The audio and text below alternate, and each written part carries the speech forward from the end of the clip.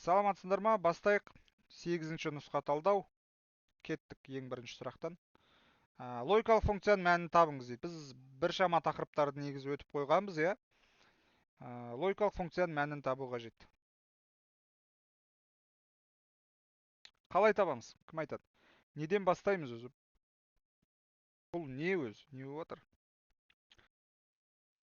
Жақшаның ішінен бастамаймыз ғой. Иә, жақшаның ішінен бастаймыз. Белсенді қатысып отырайық, сабаққа, сұрақтарға жауап беріп. Сөйлеу мүмкіндігі болмаса сообщение жазып отырайық. Жақшаның ішінен бастадық. Иә, 5 үлкен 6-дан дейді. Бұл пікір Жалған. Бұл пікір жалған. Жалған. Жалған. Ой, бұл. Мынау пікір ше, келесі жақша. Жалған. Жалған. Так, ор қандай амал? Жалған. Көбейту. Жалған болады. Ей, көбейту несі? Ор деген Көбейту. немесе деген сөз ғой. Ой. Қосу. Қосу амалы, иә, бұдан не шығады сонда? Қосу. Нөл болады. Жалған шығады, және мына амал не істеп тұрмыз? Оның терістелген мәні. Терістелген Бір мәні. шығады сонда бұл варианты. Болды ғой. Значит, жеңдік қой, ә? Жеңдік. Алақай. Алақай. Ғажап. Кеттік. Тағы келесі сұрақ. Python тілінде нақты сандар типін көрсетіңіз дейді. Так, түгелдеп шығайықшы біріншіна. str деген қандай тип?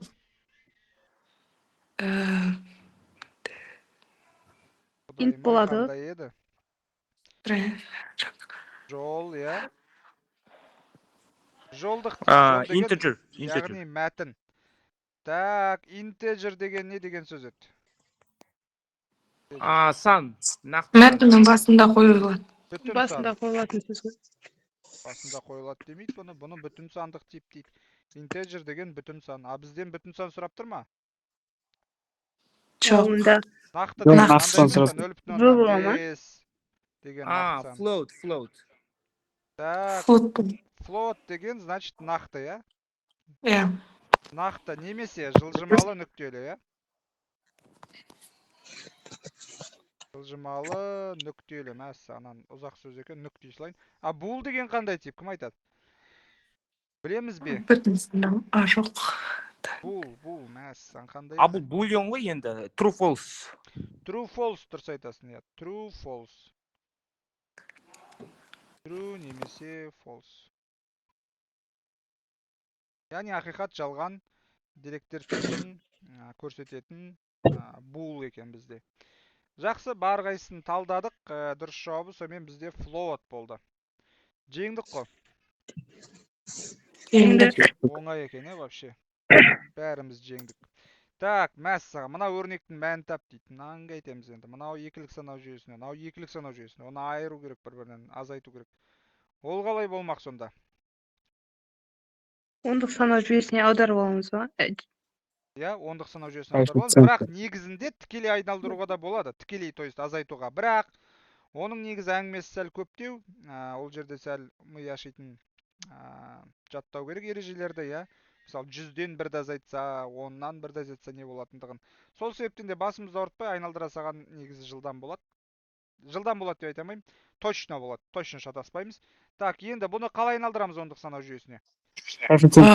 Екінің дәрежелеріне көбейтіп шығамыз. Дұрыс, былай жазсам бола ма бірден? Иә. Әрине. Так, енді 0 дәрежені 1-ге көбейтеміз. Бірдің өзі. 1 қосу. Мынаны алайықшы бірден, мыналарды ғана алсақшы. Бәрін 2-ның 2 дәрежесі 4-ке тең. сосын. 2-ның 6 дәрежесі 128. Жоқ, 64. Почти, нормально. 69 шығады. 69 шықты. Енді келесі сан 0 дәреже. 1 қосылған 18 шығады. 1 қосылған 2. 1 қосылған 2 ма? Мына сан 69 болды. Мынау 18 болады. қандай ма? 16. 1 ма или 2 ма? 1 қосылған 2 бар ғой. 1 бар қосылған. 1 қайдан Онда болады? 1 бар. Жоқ, 16 и қосылған 2. Ана 16 мен 18 болды. 18. Мәссаған, кім жылдам есептеп қойған? Сосын Дұғай. Так, енді азайтамыз. Неше болады? 51. 79. 59. 59 бола ма? Бұл қай санау жүйесі? 8, 10-дық. 10-дық. Ондай жооп бар ма? Жоқ. Жоқ. Жоқ. Жоқ. Демек, мынандай сегиздиктерге айналдырып көрмейміз ба? Ондық ағай. Жоқ, мынандай жооп жоқ қой бізде. Енді сегиздикке айналдыру керек демек, иә? Мына екеуінің біреу болатын бізде. Негізі логично көріп тұр ғой уже жауапты, бірақ сонда да айналдырасыздар. Қалай Елу айналдырамыз? тоғызды 8-ге бөліп шығамыз. Мәссаған, не болмақ сонда? Жауабы болады ғой. 59-ды 7-тен береміз Алтыдан- ағай. 56 алтыдан. болды сонда. 3 қалды. 6-тан береміз. 6-дан бермейміз, 54 болушы. Иә. 7-тен берсек 50. Сегізге. Айба. Не болып кетті? Қаншадан береміз? 7-тен берсек 56 болады ағай. 7-тен 7-тен береміз, берсек 7-тен 56 болады. беріп 54-ті Алтыға 56 не болады. аламыз? Сонда Жауап 17 шығады. Бір, 37. 63 шығады. Пәсіне бастап есептейміз ғой. тоқта, мына жерде қалай болып кетті? 73 болып кетті. Бірдеңеден қателестік біз. Қай Нөл. жерден қателестік? 69-дан 18-ді дұрыс азайтыңдаршы. Ағай 49 қойма онда. Абе. Елу Ағай, бір ана екен жерде. ғой, елу бір, елу бір. ғой. 2-ге 18 қосайсыз ғой, тағы бір бар ғой. Ай. Бірінші шығарып қойдым болды ғой мына жерде. Сонда не болды? 51 болды ма? Сәл ұят болып қалды. Ағай 54-тен береміз ағай. Аха. 5-тен 6-тан береміз 8 48 болды сонда. Аха, 30. бәсе. 3 қалды. Бәсе. Енді соңынан бастаймыз. 63 қай санау жүйесінде? 8-дікі. Бәсе. Міне ондай жауап бар. Есть такая буква, иә? Открываем. Әрине. Крутите барабан. Болды, кеттік па? Жеңдік қой. Жеңдік. Мәссаған, маңдай термен, қиын болды негізі, оңай болған жоқ. Бұл общий жетістік мысалға. Так, 4 мегабайт ақпарат, 24 килобайт ақпаратта неше есе көп дейді. Құдайым-ау, бұны қалай шығарамыз енді? Айтан алғыр не болып кетті? Айтайықшы кәне. Килобайтты мегабайтқа айналдырамыз ба? Мәссаған. Айналдырудың қажеті жоқ деп. Болады, айналдыру. 1024 есе емес па? Мәссаған. 102. Не болып кетті? Бүйтіп наугат айқайлай салу жоқ. 4 адам наугат айқайласа, біреусі дұрыс айтады ғой. Так что нақты айтайық. Қайсысын айналдырған дұрысырақ болатын секілді мысалға. Мегабайтты. Иә, мынаны килобайтқа айналдырайық. Қалай айналдырамыз? 1024-ге көбейтеміз. Көбейту 1024 неше болмақ? Көбейтеміз. 4000. 4080. 80 4090. емес, 96. 496. 4096. Тағы да біреу өтірік айта жаздады мысалға, иә? Килобайт болады екен. Енді бұның мынаның мынадан 24 неше есе көп екенін қайдан табамыз? Есе деген, значит, Бөлеміз. 24-ке бөлеміз. 24-ке бөлдік мысалға. Не болды сонда? Бұл шамамен алмаймыз ағай. Бізде 170 өте алды. Қалдық қалады. 170. Бұл шамамен Айтамаймыз, мәссаған. Мына жерде де түскен ондай вариант бар, иә? 170. Ешкім өтірік айқайлаған жоқ мысалға. Сәл задержка болып қалды, пинг болып қалды. Иә, дұрыс, 170 шығады. Алақай, жеңдік. Керемет. Жеңістің дәмін сезіп жатсыңдар ма? Так, мынау жуырда ғана өткен тақырып мысалға. Тайтл дейді. Мәссаған. Не істейді өзі тайтл? Не үшін қызмет етеді ол? Тақырып жасау үшін. Жоқ, тақырып. Тақырып қоймаймын ағай. Иә. Парақшаның бетіне тақырып береді ғой. Тақырып жасау үшін H1, H2 дегендер қолданылмай ма? Иә? Терезен Абзац құру үшін не қолданады? Қолдану үшін. Ағай,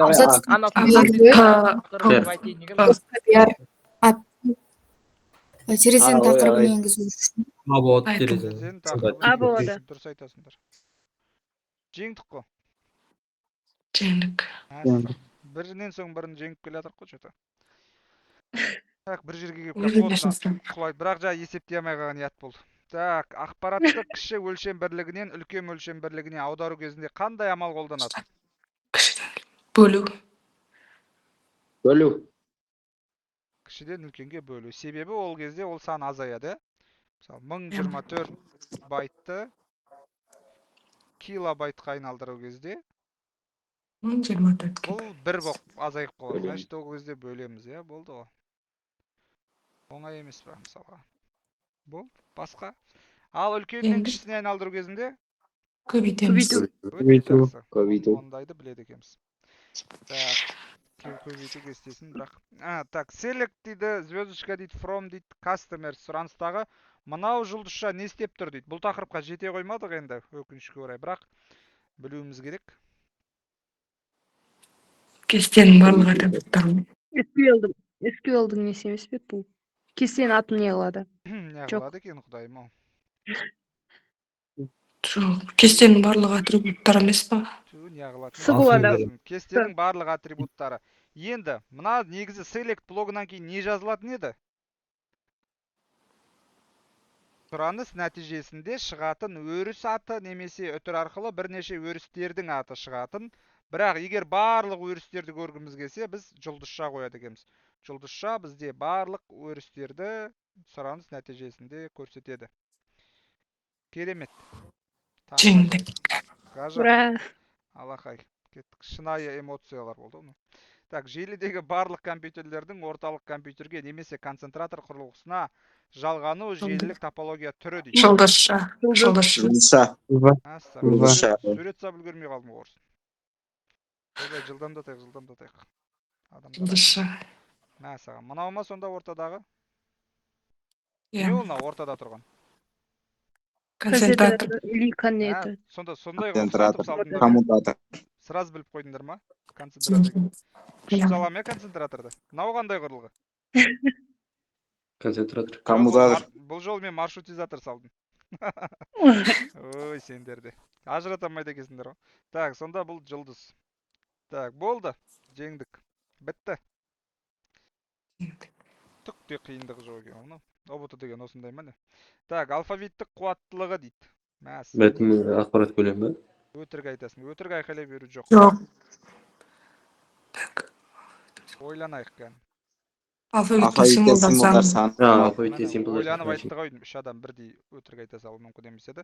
Алфавиттегі символ саны немесе алфавит қуаттылығы деп атайды екенбіз. Оның балама аттары ғой мысалға. Мынау арифметикалық амалдар саны деген бұл өмірде жоқ мысалға.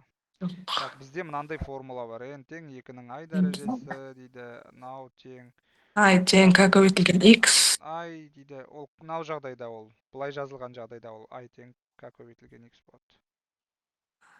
Екеуі екі түрлі оқулық бойынша. Мұндағы N алфавит қуаттылығы. Мынау не кішкентай деген? Дәрежесі. Ой, салмағы. Ненің салмағы? Ақпараттың. Алфавит. Салмағы ма? Ақпараттың салмағы емес қой, өтірік айтпасыңдар. Мынау не ол? Білемін. Алфавиттің салмағы. Символдар салмағы. Бәрін айтып шығайық, кәдеге бәріміз айтып шығайық. Қуаттылығы ма? Қуаттылығы. N ол Қуаттылығы. алфавит қуаттылығы. Өтірік нәрсені қайта айқайлаудың қажеті жоқ. Уверен болған кезде ғана қатты айқайлайық. Алфавит қуаттылығы N екен. Өттік қой бұны? Өттік. Аха, N екен ол алфавит қуаттылығы. Так, мынау үлкен I не? Иә. Көлемі. Міне үлкен I. Мәтіндегі ақпарат көлемі. Ақпарат көлемі. Так, енді мұқият болайық. Ойбай, мақұл бүйте салайықшы. Мынау К деген не ол сонда? Салмағы ма? Ненің салмағы? К деген мәтіндегі, қалай еді? Символдардың саны ғой. Символ. Мәтін саны. еді деп жазайын деп жатырмын. Мәтіндегі символ саны.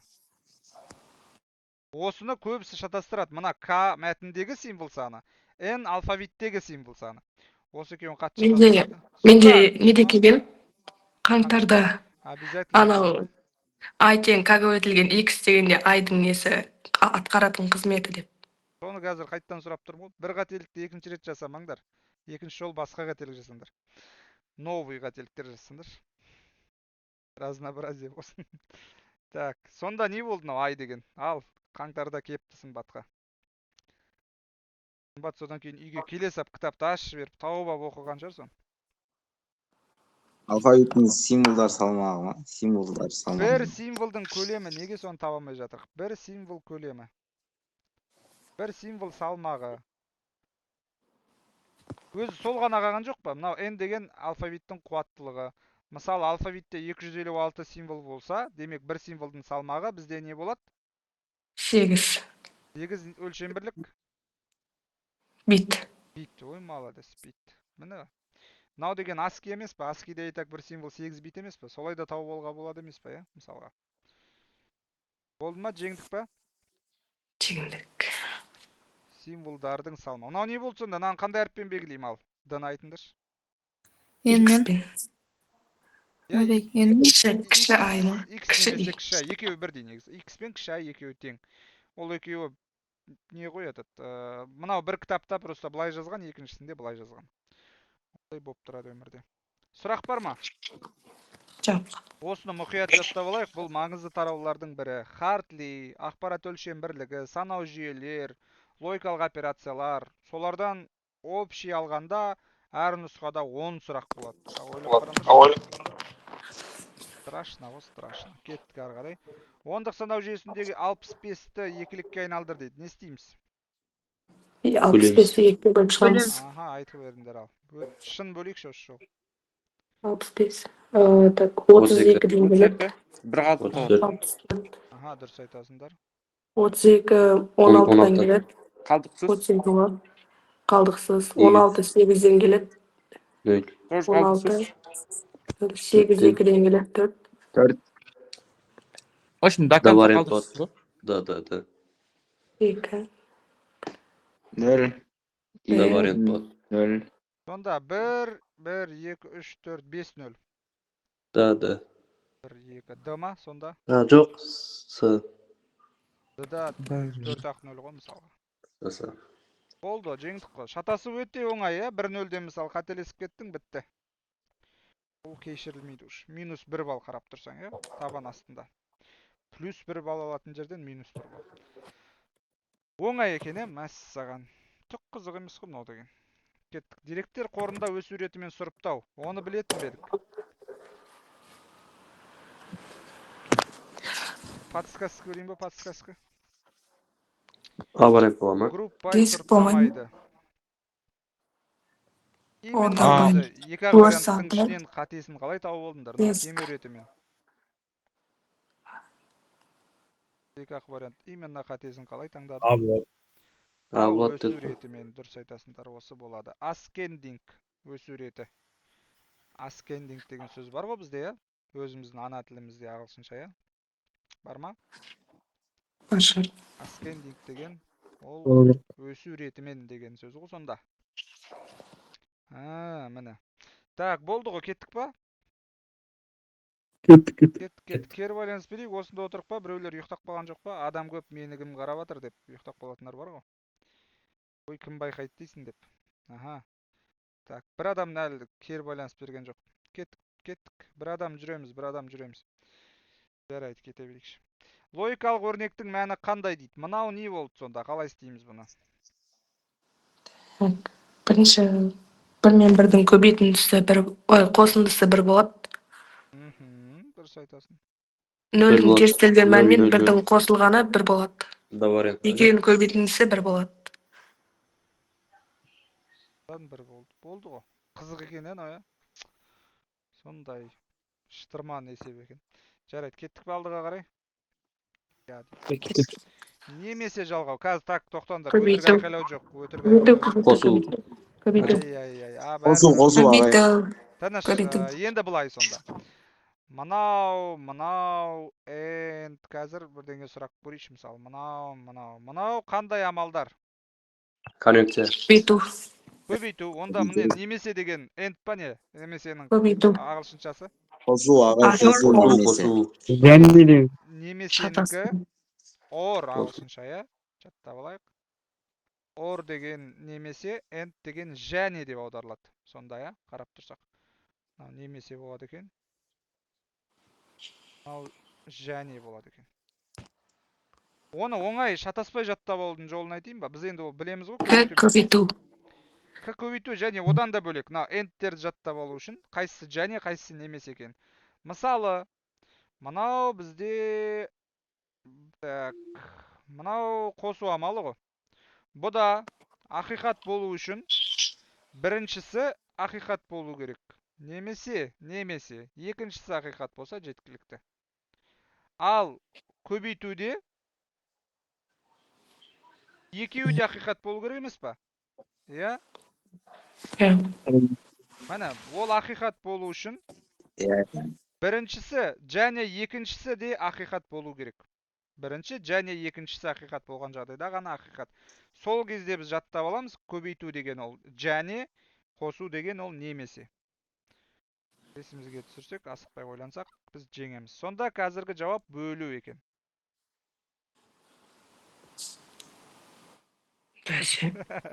Қосу. Error болып қалды ма бастарында? Қосуға қалай қосу? Error 404 not found деп қалды ма?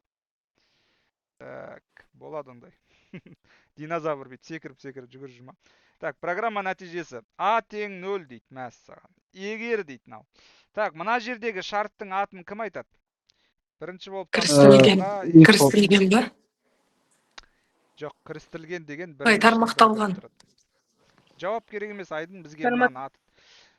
Егер тек қана if денесі болатын болса, мынау тек қана if денесі ғой, мынау да тек қана if денесі. Нольді жазады ғой онда.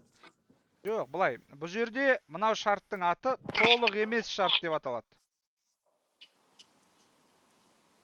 Толық емес себебі else жоқ. Ол дегеніміз, бұл толық емес шарт, және осындай бізде үшеуі бар. Үш толық емес шарт. Ондай жағдайда, мысалға, мынау ақиқат болса, осы орындалады да, келесісі тексеріле ма? Жоқ. Тексеріледі. Себебі бұлар үшеуін жеке-жеке бейт домалақтақ қойды. Бұл үшеуі де толық емес, бөлек-бөлек шарт. Олар бір-бірден бағынбайды. Ал ол толық шарт болу үшін біне if болады, оның денесі болады мысалы, иә. Одан кейін elif болады, оның денесі болады, оның шарты болады. Тағы elif болу мүмкін, немесе else болады. Бұл жағдайда біне мынау толық шарт, мынау толық отбасы мысалға, иә. Бұл жерде мынау тексеріледі. Бұл жалған болса келесі тексеріледі.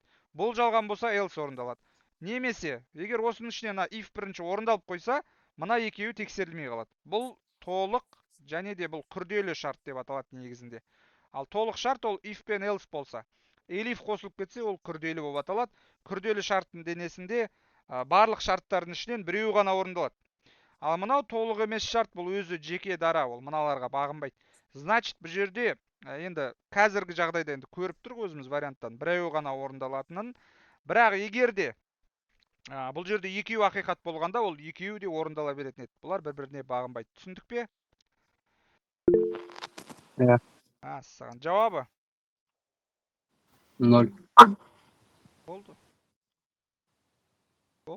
Сұрақ бар ма? Жоқ. Кеттік онда. Мәссаған, қайттан пайтын. Мынау не болып кетті? Мынау енді күрделі. Ол зат екен, просто екен. Толық шарт қой, толық. If пен else бар. Екеуінің біреуі ғана орындалады. Так, A дейді минус 3-ке тең, Б минус 7-ге тең дейді. Мынаны орындапты. Так, мына шарт ақиқат па? А кіші ма бұдан? Жоқ. Мына шарт орындалмайды, значит, мынау да орындалмайды. Демек, else бізде не деген сөз else деген сөз? Минус 7. Минус 7. Жоқ, күрделі болады. Минус Else 7. мағынасын айтыңызшы. Else мағынасы. Егер де ана шарттар орындалатын болса, else орындалады. Анықтамасы емес, аудармасын білеміз бе? Егер. If деген егер. Else деген. Мына else менің L болып қалды ма, не болып қалды осы? Else деген қалай аударылады дедік? Әйтпесе деп аударылады. Әйтпесе. Иначе деп аударылады ғой. Ал elif деген білесің ме қалай аударылады?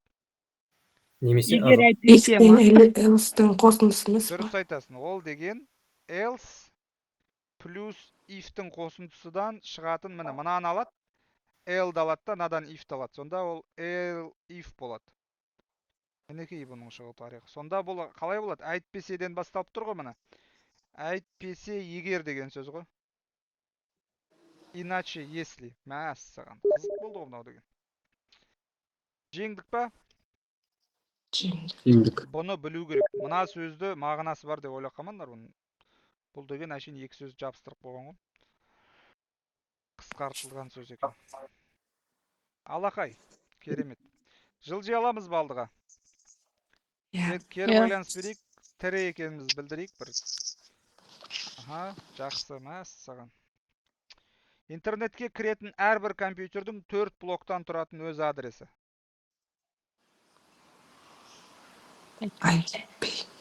IP адрес. Уверен IP айтайық. адрес па? Міне. Ана қате нәрсені уверен айқайлап отыр едіңдер. Қазір не болып қалды? Міне 4 бөліктен тұрады. Мынау қай версиясы?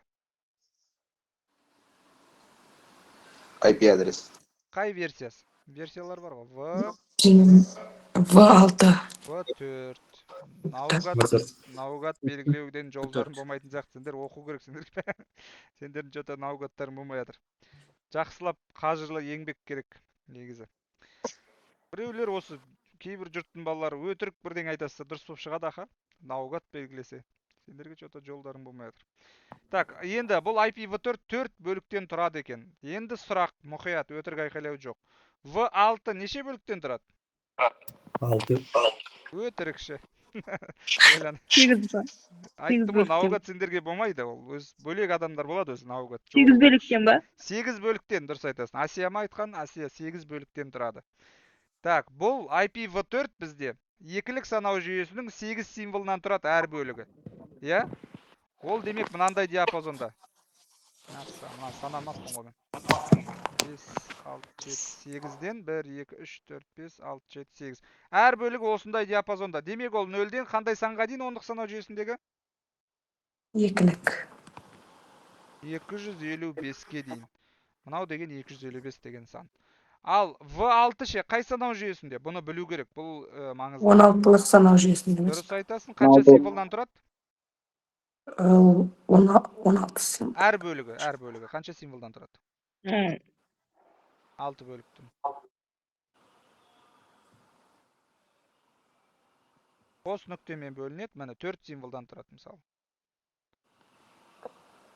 Өйстіп 8 бөліктен тұрады екен ол. Тыныштау болды ғой жота. Шегірткен дауыс шығып кетті. Так, болды ма? Не болды жауап сонымен? IP адрес болды. IP сөзінің аббревиатура расшифровкасын айтып көріңдерші кән. Интернет бір бәле. Дұрыс, интернет бір бәле. Жарайсың. Интернет Бір бәле протокол. деген бұдан басталмай ма? Бір бәле ма сонда? Интернет бір бәле. Я, Интернет протокол. интернет протокол. Дұрыс айтасың. Нұртас, молодец. Наугат айтамадым, бір зато нақты біліп айтты. Өте жақсы. HTML құжатында тақырыптың өлшемін қандай тектер белгілейді? H1. Болды. Дұрыс H1, H1. Так, енді сұрақ. Ең үлкені қайсысы соның арасында? H1. H1 өте жақсы. H6-ға дейін деп айтқан кезде көбісі шатасады, иә? H6 деген 6 деген бірден үлкен емес пе деп, иә? Ол қалай сонда деп. Так, кеттік алға қарай. Кітапта 3 бет, әр бетінде бірдеңе символ, ол символ мынанша жолдан тұрады дейді да, мысалы. Бұл не деген сөз? К неге тең? Сразу айтайық. K1, K2, 300-ге. K3. 300-ге. Жоқ. Үшеуін не қылғанда көбейткен деп еді. Дұрыс. К тең 300. 60-ға. Көбейту 60, көбейту 45-ке тең К деген. К деген не еді өзі? Символ сан емес па? Иә. Сонда. Жоқ. Иә. Варианты деп тұрады. Ей, вариант несі құрсын? К неге Жоқ, тең? мәліметім. Жауап ма? Үшеуінің көбейтілгені. Үшеуі көбейтілгенде 810 мың шықты. 810 мың. Өлшем бірлік сонда не болады? Сразу айтайықшы. Ол битке тұрады. Бит болмай ма? Өтірік. Битке тең ғой. Байт. Килобайтқа айналдырамыз. Бір символ, бір байтқа тең деп алатын едік қой, біз егер ешқандай ақпараттың мысалы алфавит қуаттылығы бермесе, бір символ бір байтқа тең. Демек, мынау 810 мың байт. Бізден не сұрап тұр? Бізден килобайт. Килобайт сұрапты. Қалай айналдырамыз? Бөлеміз 8-ге. 24-ке бөлем. Ойбай, 24. жүрегім Жоқ, қой, үйдеміз. Сосын. Болды сосын. 790. 391 мың болады. 791 мың. 791 болады. 791 болады. Азыл чағында. 1 мың 191,02. деп бағанадан бері чатқа жазып жатыр негізі оқысаңдар. Өте жақсы, өте жақсы. Дұрыс, көріп отырмын. Болды, жеңдік. Оңай болған жоқ. Қажырлы еңбектің арқасы. Кеттік бәрі мен қарай. Кеттік. Ішкі жедел деген сөзді алып тастаңдар. Қате кетіп қалдым. Ішкі жадына жатпайтын. КДР, Каранов. CDR. CDR. SDR. КДР. Құдайым ау, КДР несі? CD дискі деп айтаушы едік қой. CD. Наны қалай оқисыңдар сонда? DVD. Мынау CD. Жарайды, ол ұят ештеңесі жоқ. Қыздарға кешірімді. CD, DVD маған бәрібір дейсіңдер ғой үшім, болды. Жарайды, жеңдік. CDR жатпайды деген. CDR мен CDRW-ның арасындағы айырмашылықты айтайықшы. Көлемінде. Көлемінде болады. R деген read Патыл. деген сөз. RW деген read және W write деген сөз ғой. Мына сөздердің аудармасын білеміз бе? Оқу үшін ба? CDR бір рет жазылады, қалған уақытта тек оқылады. Ал RW оқу және жазу үшін. Демек бірнеше мәрте жазуға болады. Айырмашылығы осыда. Көлемінде айырмашылық болмауы мүмкін. R деген тек оқуға, RW оқуға және жазуға арналған. Бұндай сұрақтар міндетті түрде болады. Себебі бұл элементарный нәрсе, бірақ көбісі бұны игнорить етеді. Қойшы деп. Именно сондай нәрселер, именно гранттығы бұтыда аяқтан шала деген. Біз бұларды жаттап алуымыз керек. Бізде наугат деген вариант жоқ, көріп тұр қоя. Наугат қалай кетіп атқан. Бізде нақты білу керек. Ол үшін күні түні оқи беру керек екен. Кішкене шыдасаңдар, бір 5 ай ма қанша қалды? Мен есептей алмаймын негізі. Жарайды, кеттік алдыға қарай. HTML-де жүгіртпе жол жасау үшін қандай тег қолданылады? Хормен айқайлайықшы екен. Маркуи. Маркуи. Міне, жеңді. Мөркө. Дұрыс айтасыңдар. Өте дұрыс болды. Ары қарай. Суретте электрондық кестенің үзіндісі көрсетілген average формуласының мәнін табыңыз дейді. Ол қалай табамыз? Так, онда наводящий сұрақ қойын. Мынау деген нені білдіреді? Қос нүкте. Салыстырмалы. Қос нүкте деген диапазон деген сөз. Диапазон, қазақша аралық. A1-ден S3-ге дейін аралықтардың Мына саны жерден S3 несі, құдайым ау, мына жерде B2 деп тұр ғой мына, B2, мына жерге дейінгі аралық. Демек, мынау кірет. Берілгенінің өзінде мына жерде үтір нүкте тұр. Көрініп тұр ма үтір нүкте екен? Үтір нүкте ол жеке. Жекелеу. Демек, ол мына A1-ден S3-ге дейін алынбайды. Мынау жекелеу деген S3-тің өзі ғана алынады деген сөз. Міне S3-тің өзі ғана алынады. Демек, бізде неше сан бар? Бұл диапазонда. 4 сан бар. 4. Кім бұл болады деп айтты мысалға? Мен ажиз, бұл болады. 4 сан емес қой қара мына. 1 сан, 2 сан, 3 сан, 4 сан. Мынау 9 неге алынбайды мысал? Міне, онда жазып тұр. Сонда не болды? 4 сан бола ма? Неге 4 сан болады? Мына жерде A1-ден B2-ге дейін ал дейді.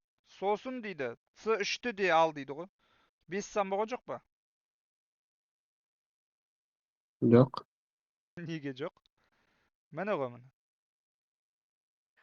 Сонда біз анау A1, A2, A2, V2-ні аламыз, S3-ті аламыз, я? Я, себебі мынау аралықты білдіреді. Бұл аралық деген мынадан мынаған дейінгі міне, мынан бәрі кіреді сол аралыққа. Аламыз дейді, одан кейін S3-ті тоже ал дейді. Демек, орташа мәнді қалай табушы еді? Қосатын қалай барлығы? Барлығын қосамыз. Бәрін қосып, осы 5-ке бөліп жібереміз. 5ке бөліп жібереміз. Не шықты? Нұртас айтшы екен. 21 5-ке бөлгенде ма? 4. 4,2. 4'ten 2. 4 деп аламыз ғой по-любому. Не үшін А, 4 ой. деп аламыз? Жауапта тұр екен 4. 21 деп аламыз, мысалы. Так, 4,2, иә, жауапта бар. Болды емес па, мысалы? Иә. Тағы не керек бізге? Неге ортасын алдық? Дұрыс айтасың. Жақсы сұрақ Айдын. Average деген сөз бізде орташа деп аударылады. Бұл функция, бұл орташа мәнін алады. Формула. Функция ғой негізі. Және бұның орысша қолданылуы бар. Excel'де негіз біз орысша қолданамыз. Формула теңнен басталады, тең, то есть функция теңнен басталады. Тең сыры знач дегенде бар. Соның ағылшыншасы average екен. Орташа арифметикалық ортасын табады. Тағы да average'ден бөлек бізде sum деген функция бар. Ол суммасын табады. Max деген функция бар. Ол максимум табады. Min деген функция бар, минимум табады. Бұл сөздерді Excel'де өткен кезде біз міндетті түрде жаттығамыз. Ау.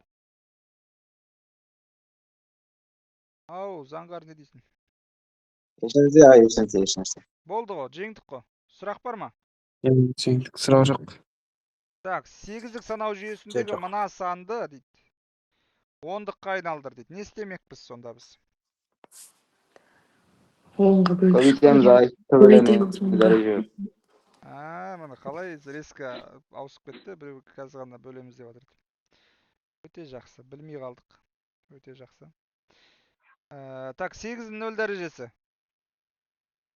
1-ге тең. Дұрыс айтасың. Астында 5-ке көбейтсек.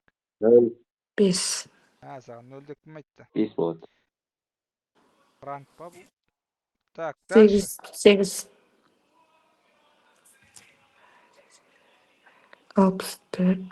64. 180. 180-ге. 192. 192. Сонда не болмақ?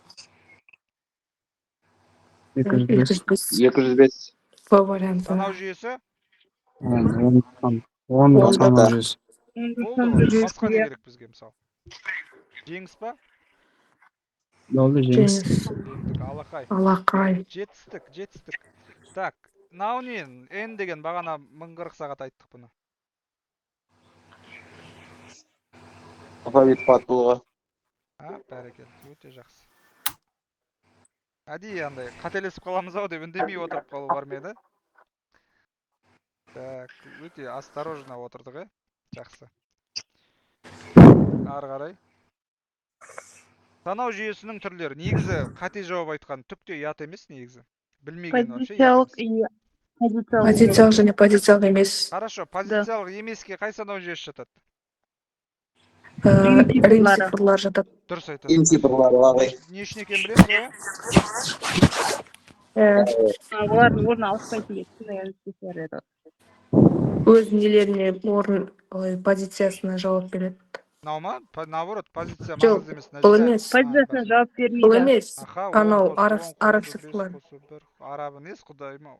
Дұрыс айтасың, арабский болады. Дұрыс. Мен жатасың. Мынау римдік, анау арабтың цифрлары, бірақ біз оны санау жүйелері ретінде қарастырамыз. 10-дық, 2-лік, 8-дік. 5-дік санау жүйе туралы естіп едік? Жоқ. 3-дік ше? Жоқ. Олар бар, негізі бұл өмірде бар. 5-дік деген 0, 1, 2, 3, 4. 3-дік деген 0, 1, 2. Ондай да бар өмірде негізі. Бұған да қатысты есеп келуі мүмкін. Не болып кетті десеңдер. Жарайды. Негізі бірақ спецификацияда 10-дық, 2-лік, 8-дік, 16-дық қана айтылады. Және бүтін сандар айтылады. Бірақ қаңтарда бөлшек сан кепті. Иә, бөлшек Жоқ. Маған келді. Қаңтарда бір шама адамдарға келді. Ондай жағдайға дайын болдық па біз? Мама, Келдік. істеуге? Микрофон. Жоқ, не істеуге? Маған келді. Екеуіма келді. Сосын? Өзбек микрофон қойды. Айналайын. Әлі Есен? өшірмеді. Кім бұл сөйлеп атқан? Оразбек па? Өзбек. Оразбек! Алло! А Söndürün, варианты söndürün. болма. Söndürün. Сәлем А айтайындегілерге. варианты. Қалай ол сонда? Так, мына жерде ай, мынау соңғы есеп бүгіндікке. Ай тең дейді сумға дейді, ол тең дейді нөлге дейді. Бұдан біз не түсінуіміз керек? Біз түсінуіміз керек, что ай тең нөлге, сум тең нөлге екен. Мынау нөлдік бастапқы біздің мәндеріміз. Енді while деген қандай цикл? Шартты цикл немесе қадамдық. Демек біз әр қадамды жеке-жеке орындаймыз. Бұның алдын ала итерация саны белгісіз. Шартты айтындар ақиқат па? Ай кіші ма 4-тен? Жоқ. Жоқ. Иә. 0 деген 4-тен кіші ғой. Ақиқат. Иә. Трассировка жасаймыз мына. Птичка деген шарт ақиқат. Демек мына командалар орындалады. Сумның жаңа мәні тең дейді, сумға айды қосқанда дейді. Сонда сум неге тең болады 5 қазір? болады. 5-ке тең болады. Тоқта. 4-ке. Сум Төртке деген нөлге мәні нөл. қазір 0. Мгм. Сум деген 0. Оған қос айды дейді. Ай деген қазір 0. Тең 0. Нөл. Ай неге тең? Ай, Нөлге. нөлге. Бүйтеді. Ай Бірге. тең болады дейді, ай қосу 1-ге дейді. Демек, 5. 5. Нөл қосылған 1. айдың мәні бір. міне тұр ғой. Сендер мынаған алданбаңдар, бұл шарт. 1 болады ай. Бұл шарт. Дұрыс айтасың, 1 болады. Міне айдың мәні 0 болып тұр қазір. Енді 1 болды. Осылай сақталып қалды. Енді қазір сум 0, ай 1 болып сақталып қалды. Есте сақтап алайық. Шарт ақиқат па? Ақиқат. Ақиқат. Так. Ақиқат. Сум неге тең? Нөлге. Бірге тең. 1-ге. 1-ге. Бірге тең болса, Нөлге. қанша туған жоқ қой. Не үшін? Өйткені міне сум плюс деген ол мынандай мағына. Міне сум плюс тең ай деген басқаша мағынасы ол сум тең сум плюс ай. Осылай да жазылуы мүмкін. Мына екеуі тең бір-біріне. Түсіндік пе? Мынау Иә. мына жазылғаннан көбісі шатасады. Мынау деген s тең дейді. S-тің бұрынғы мәніне айды қос деген сөз ғой. Так, демек, мына жерде қазір 1 болып тұр. Ай неге тең? 1-ге. Айдың жаңа мән 1 ағай. Міне 1 етін. Мына жерде айтады міне. Қазір мына шарт цикл денесінде. Оған 1 қос дейді. А 2-ге болады. 2. Болды, енді жылдамырақ кетеміз. Сум неге тең? 1-ге. 1-ге. Құдайым-ау, неге 1-ге тең болады ол? Міне айтып тұр ғой. 2-ге. Жаңа мән емес па? Сум деген қазір. Сумның қазіргі мәні қанша? 1 ма? Оған Иә. қос дейді. Айдың қазіргі мәні ше? 2. 2. 3. 3. Ай неге тең? 2-ге. Қазір 2-ге тең. Я, бірақ мына жерде неге тең болады енді? 3-ге. Так, сум ше? 3-ге. 4-ге. Қалай 4-ге? Сум деген міне. Сумның қазіргі мәні 3, қосу сумның айдың мәні 3. 6. Ай тең? Бұл. Ай тең, ай плюс 1 дейді. 4-ге. Ай тең, ай плюс 1, 4-ге дұрыс айтасың. Шартты тексеріңдерші, шарт ақиқат па? Иә. Иә, значит тағы орындалады ғой. 4-ге 6-ны қосамыз. Енді 4-ге 6-ны қосамыз, Дұрыс, сонда 10 енді болады. 4-ге 6-ны қосамыз. Сум тең 10. 10 болады. Ай тең? 5. Мәс, саған жеттік. Шарт ақиқат па? Иә. Ақиқат. Мынау шарт ақиқат па, не еді? Қараңдаршы. Жоқ. Оны қосында, иә? Оған жалған 5 деген 4-тен кіші немесе тең. Жалған, бітті, цикл тоқтады. Ой. Нені аламыз? Қай жауапты аламыз? 10-ті ма, 10-ды ма? 10-да. Не үшін? Онда. Өйткені прайм Бізде сумды сұрап жатыр ғой. Сумды. Сумды сұрап тұр, сол үшін мынаны аламыз. Міне. Сұрақ бар ма? Жоқ. Міне мәңгілікке жаттап алайық. Мысалы, S деген айнымалы бар ғой. S плюс тең 1 десе, мысалы, ол деген тең S плюс 1 деген екеуі бір мағына береді. Мынау адамды шатастырады просто. S плюс тең I деген, ол S тең S плюс I. Яғни S-тің қазіргі мәніне I-ды қосасың деген сөз ғой. Түсіндік па? Мынандайды жаттап алайық. Осылай берілуі мүмкін. Плюстен бөлек минуста берілуі мүмкін. Бұларды обычно циклдың ішінде қолданады. Еще JavaScript'та мынандай бар еді ғой, мысалы A++ деген. сол секілді жұмыс жасайды шамамен. Бірақ санмен. Мынаны жаттап алайық. Так, сұрақ бар ма? Жоқ.